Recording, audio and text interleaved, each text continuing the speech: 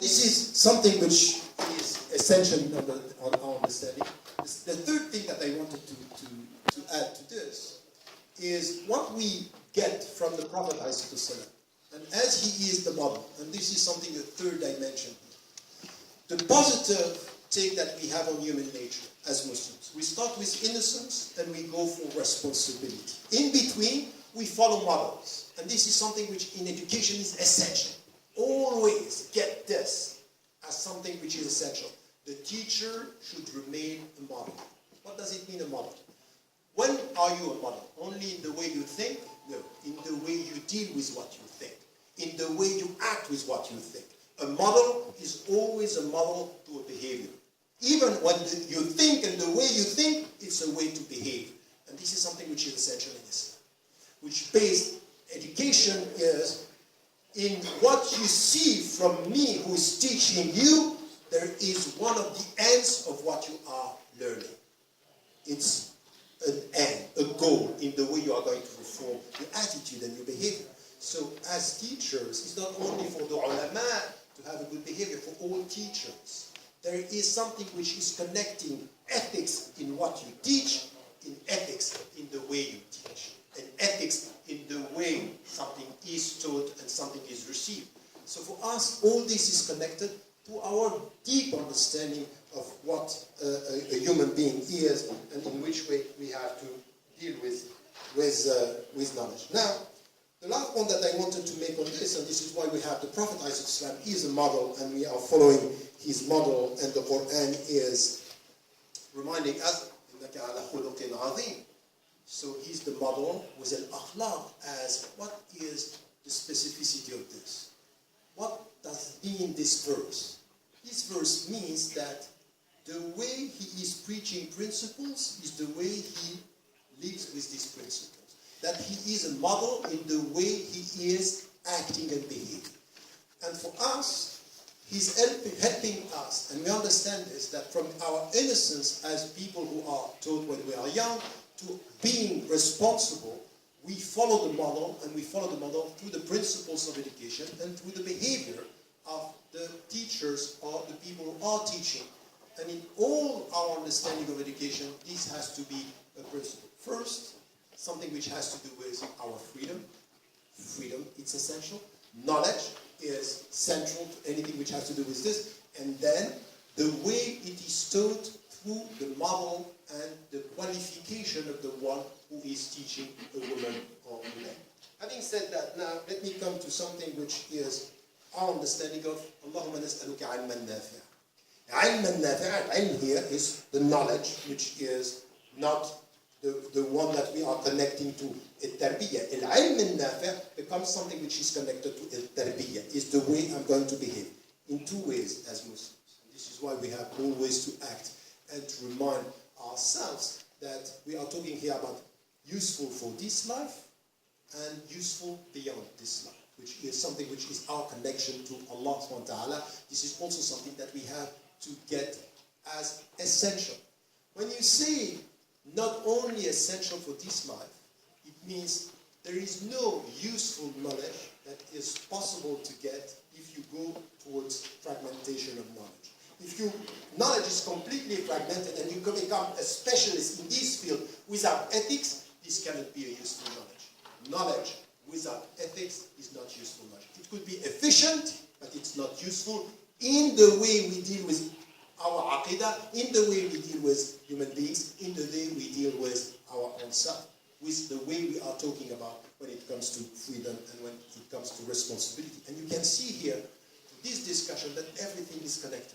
But we can't go in a discussion about education if we are not starting with a deep understanding of what we are talking about, as which kind of human being are we talking about, and what is our concept of human beings here. This is something which is very much missing in our understanding as Muslims, and not only as Muslims, I would say in Africa, in southern countries, very often we are duplicating the models and not questioning the substance.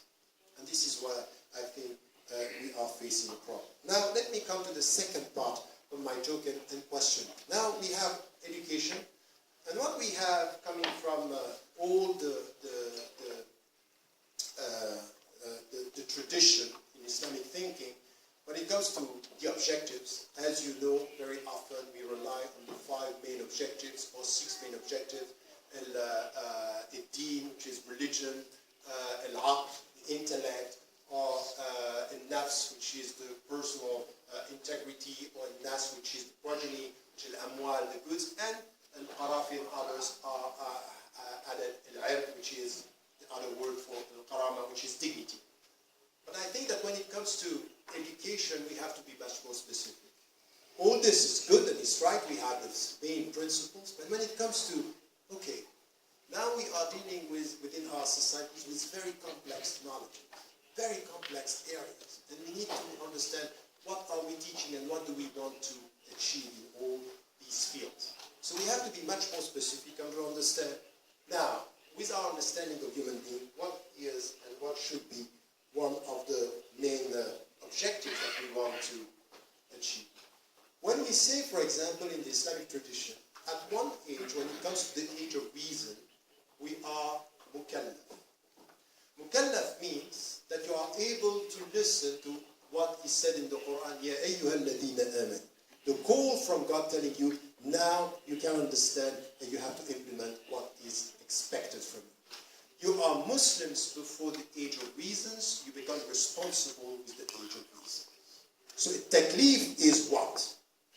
Taklif in our tradition is not, as many people are saying in Islam, it's all about community. It's a personal responsibility. So from your innocence, you become responsible. Anything which has to do with education should put as an objective, in which way am I able to make you an autonomous human being? An autonomous human being, as it was said by one of the philosophers, not to teach you what I think, but to help you to think without me. So the point is exactly what the Prophet ﷺ was doing with his companions. Why are we coming back to some of the companions? And they have a very strong personality. The best leader is not the one who has people who think like him, but he gives them, or she gives them, the autonomy to think on their own. Autonomy of thinking, it's important. So in this, in every of our school system, and this is not a Western way to deal with education, what is missing in many, many Arab countries, even here in this country, not at the university level, in our schools is a space where you are free to think, because we are dealing with your autonomy.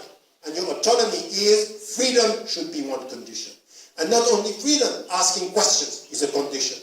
And contesting is a condition. How am I going to think if I'm not able to say no? To say yes is not to think. It's just to repeat.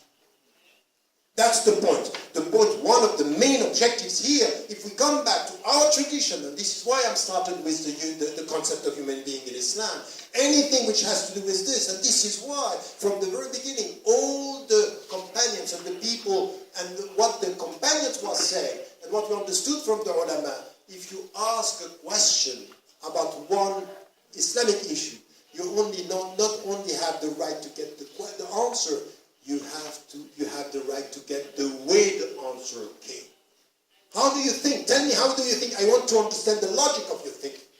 So how is it that in many Arab countries, in many Muslim majority countries, among the Muslims, now even in the West, you know what is vicious in the whole process? Is that we have some Muslims living in the West and they want to take from the East the traditional way. You see what it is? When the Sheikh speaks, if you don't say shut up, just take what he says.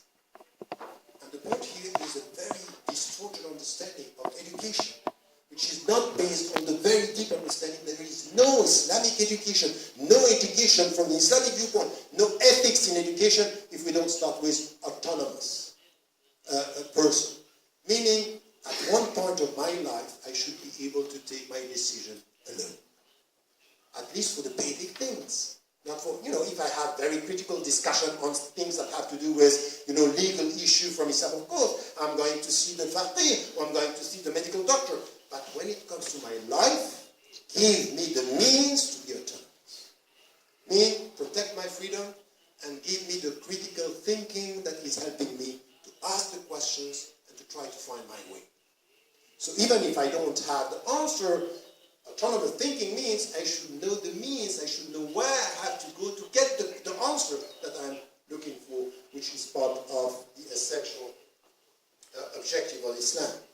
Now, the second thing which is important, which is missing now, it's with this freedom, and when you get this critical thinking, you have to assume the consequence of that, which is responsibility. You take responsibility. And our world today, and what is happening now, I don't know if you heard about this study in the United States of America talking about what is happening with internet, the internet culture. Internet culture is very dangerous, not because as a means, but as the impact of the means, which is now spreading a sense of no responsibility. I can hide myself behind a name which is not mine. Anonymously, I can say whatever I want on the internet. I have a big network, I don't know who is responsible. So now we are in a world, we are all victims. If you look at what is happening in Muslim majority countries, we are victims. They don't like us. They are imposing onto us. You go to the West, we are under threat. The Muslims are coming, or the immigrants are coming. A world where, even when it comes with thoughts, we are not dealing with responsibility.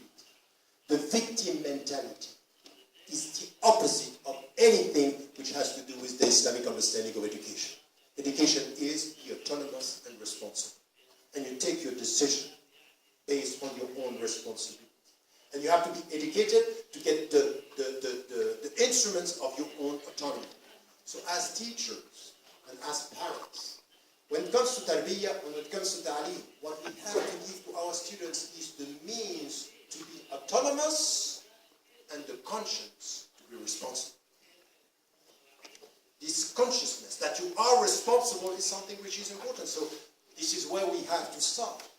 And this is where, when the means are more important than our understanding of how it works, we end up being on a situation where we are on the defensive. Victims of the means of the perceived others. And don't tell me that it's only coming from the West. This is a general disease that we find in all Muslim societies or Muslim majority countries and Muslim communities. This is something that we are sharing, and it's an international disease. And this is one of the objectives here of education is how do we do that? How do you get this sense of responsibility when we started with a positive understanding of the innocence at the beginning? And then you become responsible and autonomous in the way you deal with your own life. So this is another dimension of our responsibility when it comes to our understanding of the world.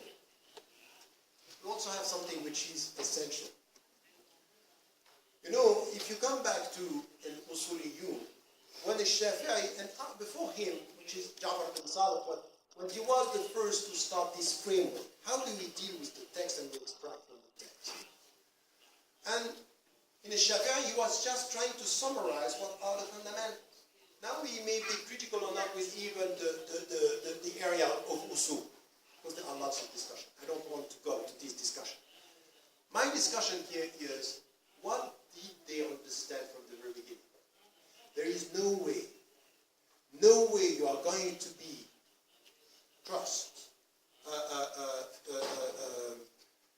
trustworthy, or you are not going to betray the very meaning of the text. You are not going to be faithful to the text if you don't understand the environment, if you don't understand the world.